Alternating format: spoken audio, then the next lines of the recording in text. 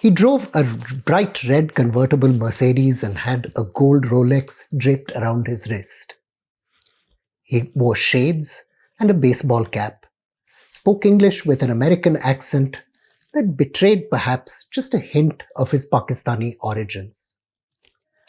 Kamran Faridi, or Abu Muhammad Ameriki, as some people knew him, was reputed to be a large exporter. Nobody knew exactly what he exported from Turkey. Some people said he dealt in wholesale goods. Others, a little more cynically, thought he was trafficking handicrafts.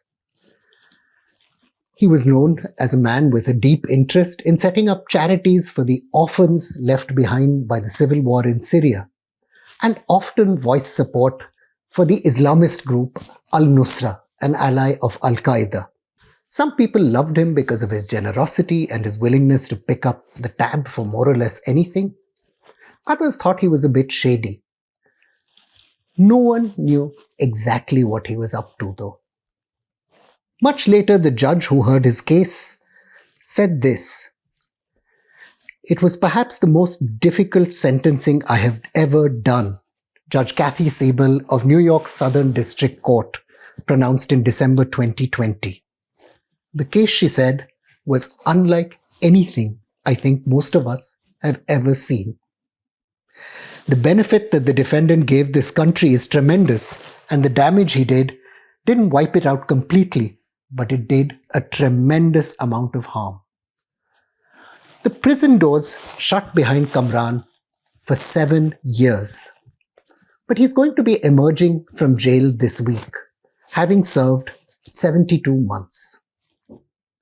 Kamran, you see, was a top FBI agent who brought down top Islamic State terrorists, took on Russian ganglords, and eventually betrayed his FBI bosses to save a key member of Dawood Ibrahim's cartel.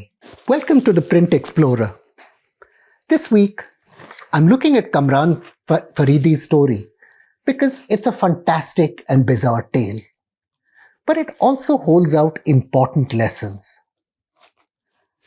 For weeks now, India's covert services have been facing accusations of working too closely with criminals to battle terrorists and other enemies abroad. The allegation might be true or otherwise, but it raises an important point.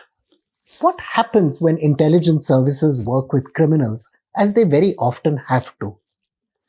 In today's story, we're going to discover that the criminal cartels who were cultivated by intelligence services ended up in some important ways rotting the heart of the institutions and the nation that they were tied to.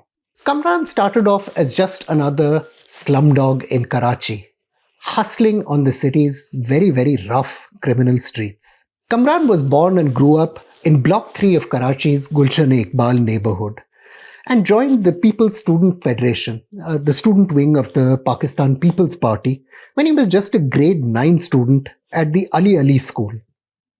He started hanging around with older, tough kids at the National College in Karachi and NED University, and grew close to the PSF's Najib Ahmed, a well-known student leader. Now, to understand the background, you have to realize that this was a time when student groups in Karachi were quite literally and violently at war with each other.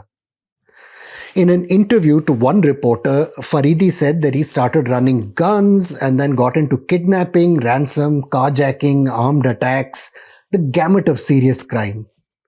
Now, Gulshan-e-Iqbal was dominated by the Muttahida Qawmi movement, which was a group that was at odds with the People's Party, and it soon became difficult for him to operate from home ground. So Najib, the student leader, helped Faridi shift to Times Square, where he began living with other activists or criminals, call them what you want, living in the apartment complex. Pretty soon there was trouble with the police, there were warrants out with Faridi, and MQM activists were also hunting him down. Not a good place for a young man to be. And Faridi's parents did what I think any of us would have done if one of our kids was to end up in that situation.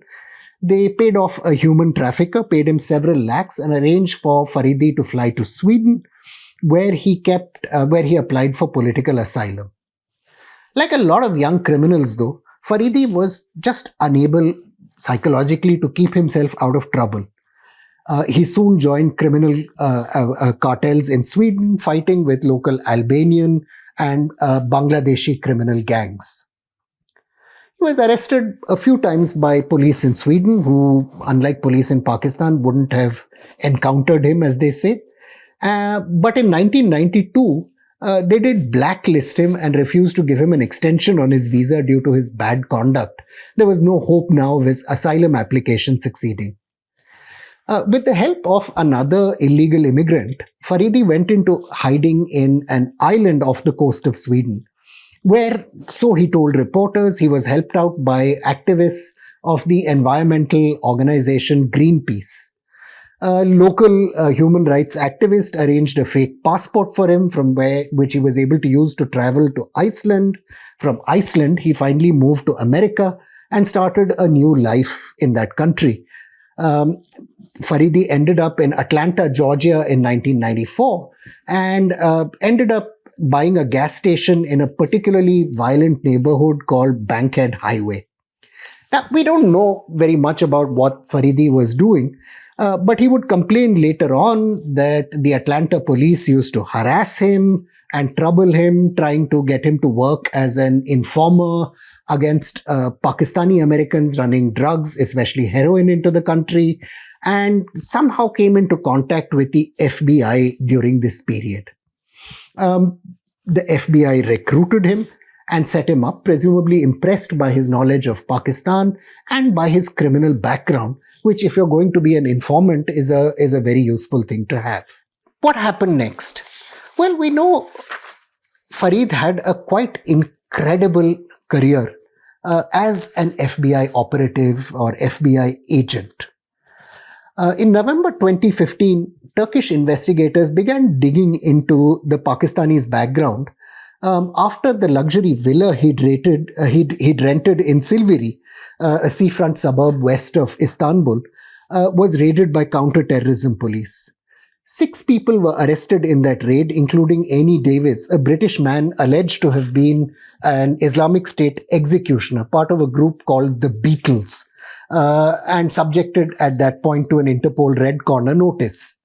Now, when the Turkish police began investigating, it was revealed in court that United States and British intelligence had told Turkish authorities to let Faridi go, saying he wasn't linked to the Islamic State.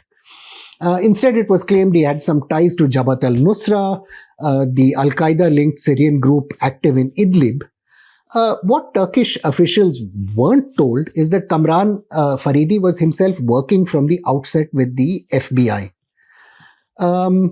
He ended up being in touch, while posing as this very, very rich businessman, in touch with an Islamic State sympathizer called Al-Walid Khalid Al-Agha. Now, Al-Walid Al-Agha needed a large home. He was a Palestinian in his mid-20s who'd grown up in Pakistan before traveling to Turkey and claiming refugee status along with his mother and his 9 sisters, hence the need for the large home. He entered Turkey illegally but managed to get himself some papers. And anyway, he needed the large house for his 9 sisters, 2 wives, 4 children. The family, including his mother and sisters, had been living in a rented property in central Istanbul, but neighbors had complained to the police about the noise this enormous family made. Now, he'd never been able to take out a tenancy agreement in his own name, leave alone the kind of, extended family he had, because he had no papers or whatever. And the cost, of course, was enormous. But Al-Agha had something that interested Faridi a lot, which were connections. See, Al-Agha's family was originally from Gaza. He'd grown up in Pakistan because his father had traveled there in the 1980s to join the Arab Mujahideen fighting against the Soviet Union in Afghanistan. According to Al-Agha, Faridi agreed to help him out in return for these services to the Islamic Jihad and rent a property for about 3,000 Turkish lire, then about $1,000 a month. He traveled to Istanbul to finalize the paperwork for Alaga in August 2015. The relationship between the two men deepened. Faridi included Alaga in some of his mysterious business dealings. The pair were seeking a shared office in Istanbul and drove together to Konya in September 2015 to spend Eid al-Adha there in the very conservative Turkish city. Now, having driven there in that beautiful red Mercedes, Faridi's connections developed to a point using Alaga where he was influential enough to secure permission from al-Nusra to travel into northwestern Syria, where he seemed to move around without attracting much suspicion. Al-Nusra, by way of background, had been established in Syria in 2011 with the personal approval of Abu Bakr al-Baghdadi, the self-declared caliph of the Islamic State. But by 2013, Baghdadi had split from Al-Qaeda, and Al-Nusra and the Islamic State were engaged in a fierce internecine conflict, competing for the loyalty of jihadists as well as weapons and territory. But Al-Nusra and IS fought in this complicated game where they were sometimes allied with the Syrians, sometimes with the Turks, for power and territory. In early 2015, Amy Davis sought the help of Islamic State commanders to cross back into Turkey. A messaging app and phone number apparently used by Davis was being monitored and tracked electronically as he traveled across the country, reaching Istanbul on November 7th, and stayed, of course, at the house arranged by Faridi, who had also provided those electronic devices that let Western intelligence track Amy Davis. Big coup. They got one of absolutely the top guys in the Islamic State. And that wasn't the only thing Faridi had been up to. In 2018, he traveled to Africa while again, running this mysterious cover business where he sought to attract potential tourists. The Islamic State then was becoming terrorists. In 2018, he traveled to Africa with this mysterious business of his, hoping to attract terrorists. As you know, the Islamic State was becoming increasingly powerful both in Somalia and in countries like Angola and Mozambique. Faridi developed relationships with several terrorist affiliates who had played a role in plotting Africa-based attacks. The FBI also deployed Faridi to Southeast Asia several times in 2016 and again 2019 to interact with terrorists in that region. And in February 2019, we know Faridi's assistance helped lead to the arrest of 2 Al-Qaeda operatives in Malaysia. Faridi was also involved in operations to bring down Russian drug dealers who were trying to traffic heroin and other drugs into the United States. He was in every respect a star agent. Everything seemed set except for this one operation where things would go horribly wrong. The FBI was looking for Jabir Motiwala, who they knew was a key associate of Dawood Ibrahim and the D Company in Karachi.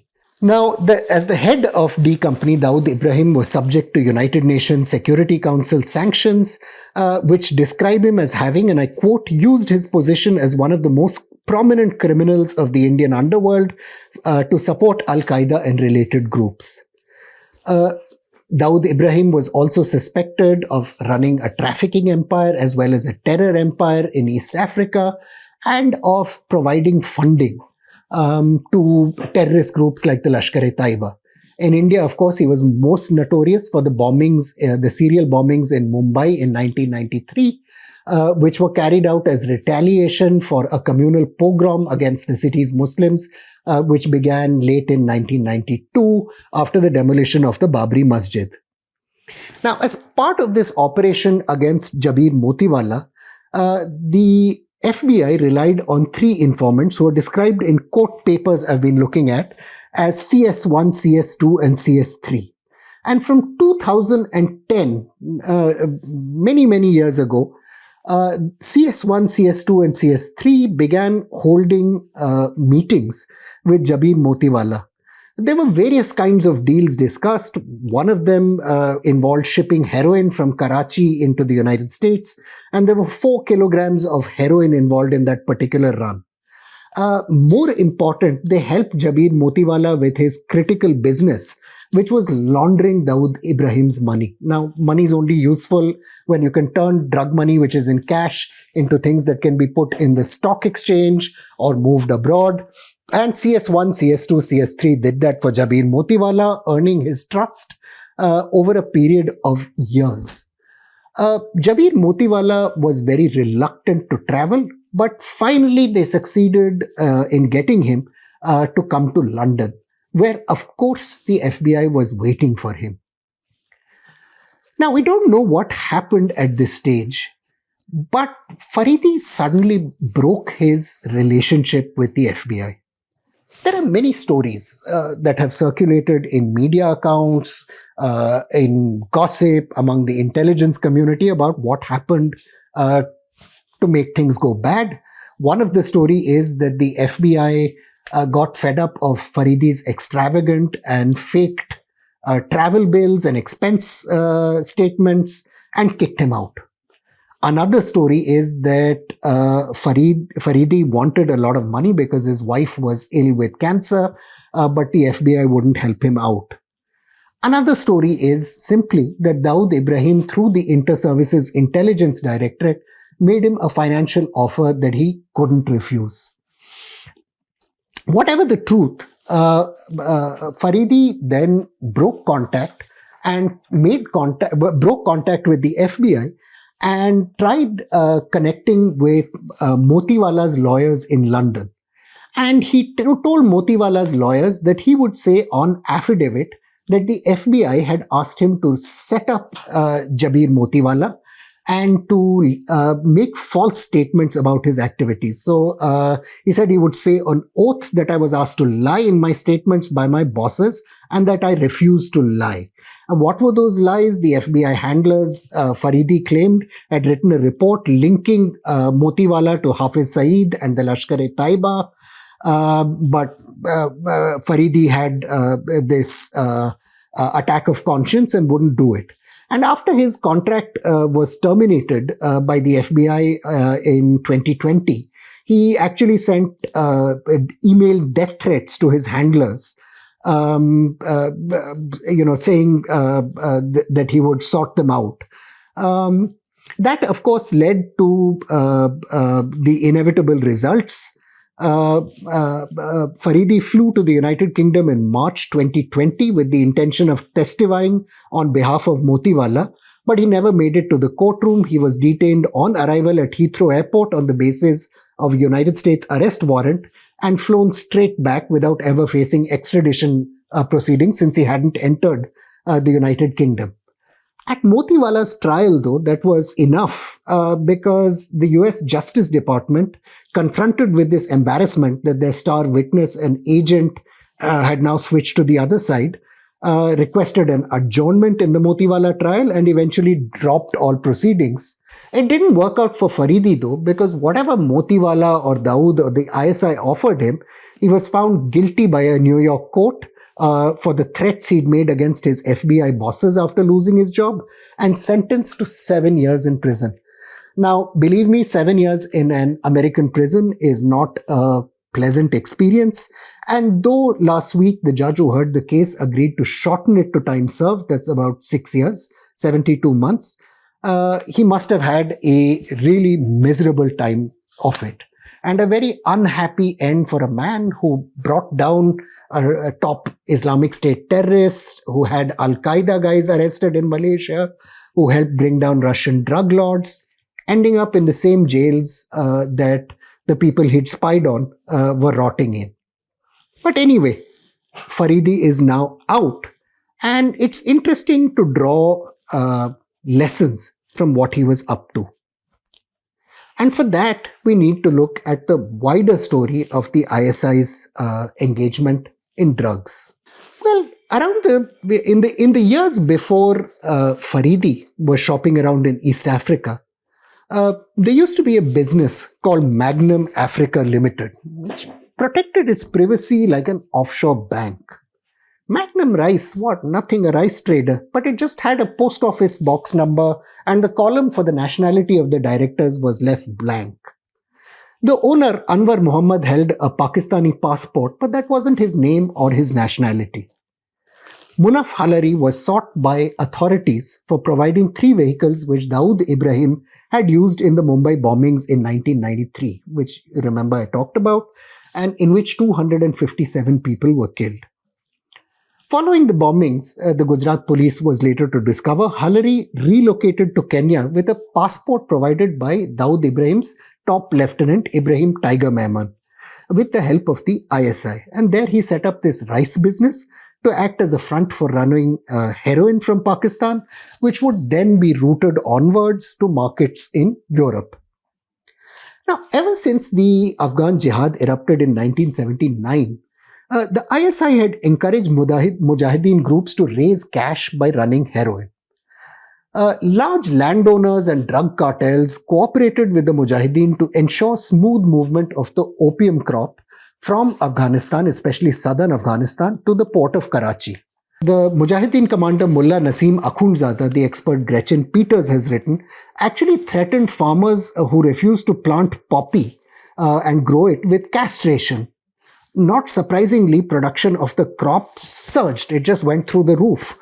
Who wouldn't grow it confronted with a threat like that? The regime of military ruler General Muhammad Ziaul Haq in Pakistan, expert David Winston's recorded in a study which was published by the North Atlantic Treaty Organization, itself engaged heavily in the drug trade. Zia, he wrote, I quote, fostered an ecosystem of government protection of heroin dealers, government officials profiting off the heroin trade, and significant political influence of heroin syndicates in the government. After the assassination of General Zia, the ISI continued to tap drug money to pay for its growing operations in Kashmir and elsewhere. And of course, the laundering of these funds and the organization of these funds was something in which Dawood Ibrahim had a critical responsibility. Former Prime Minister Nawaz Sharif himself, no less, would later allege that he had been approached by then Chief of Army Staff Lieutenant General Mirza Aslam Beg and the ISI Director General Asad Durrani to authorize large-scale drug deals to fund a series of covert operations for the ISI for which the government didn't have the money. Now, General Durrani has denied these charges, but there's a mass of independent scholarly and media investigation that shows that the ISI was indeed encouraged in tapping drug lords and the opium trade to enrich itself. The director of the Central Intelligence Agency's Afghan operations, Charles Cogan, later told the journalist Loretta Napoleoni that the United States basically decided to sacrifice the war on drugs to win the Cold War. One of those people we know about quite well, and which is how we know that these operations continued well into the 2000s. A tall young man who made his way through transit at Frankfurt Airport with 2 kilograms of heroin packed into his handbags. The son of a free-spirited American socialist and a Pakistani broadcaster, one eye blue, the other eye brown, bearing striking evidence of his mixed heritage, the man was David Coleman Headley. Now, the Drug Enforcement Agency had other ideas, and Headley ended up receiving a 4-year prison sentence in 1988. In 1997, the DEA again arrested Headley, and this time releasing him only after he agreed to sign up as an informant, just as Faridi had done for the FBI. This journey would eventually take Headley into the dark world of Pakistan's jihadists, leading him eventually to 2611, for which he served as the reconnaissance agent with a pretend business in Bombay, just as Faridi had pretend businesses in Turkey and elsewhere.